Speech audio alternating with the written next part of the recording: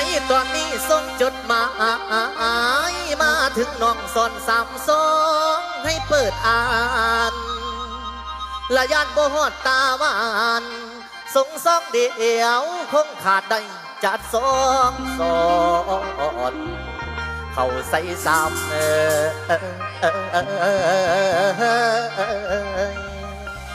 ละยับฝนตกซองมันคงเปียกน้ำจังสอนเพื่อสบายใจละน้องยังงสามใบอายแห่งตองเดือดตึกแล้วละเห็นสามซองก็จะมัวขั้นแขวอ่านทั้งในใจตั้งต่อละเหตุผลที่เพียงพอเนื้อจอมอหนึ่งการแต่สองสอนใส่ตั้งสามเด้อคนงามโอ้โอ้ยนั่นละนะนั่นละนะขอบคุณครับทรงพระเตย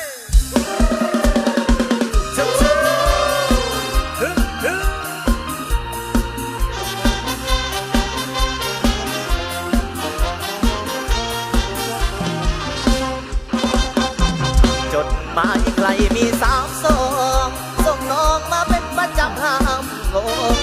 เจ้าเก่าก็เดิมส่งมาเป็นเดิมจำไม่อารมณ์จากชายบ้านตีนป่าดงคนจนที่ยังรักนางพ่อหวังมีไม่มากมายจากชายที่ไร้คนมองเพลินพลานจะตอบไม่ตอบที่ไม่บังคับตามใจเดียวบ้างที่ดังคนหมดหนทางที่ก่อนอ่อนแฟนเห็น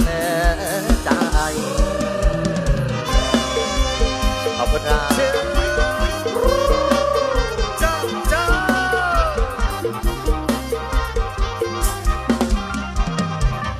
น้องคงมีเจ้าของไว้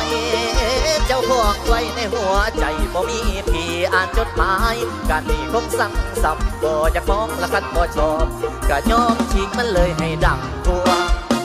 ดังพวกฉีกมันเลยให้ดังทั่วไม่สะดวกไม่บังคับตอบหรอกนะไม่สะดวกไม่บังคับตอบหรอกนะไม่มีเวลาไม่ตอบก็ไม่เป็นไรขอบคุณแม่ครับจดหมายคนมีด้อยปมเอวกลมไม่รับที่จะรักใครอุตส่าห์นักเรียนด้วยความพักเพียรรักนางล้นใจ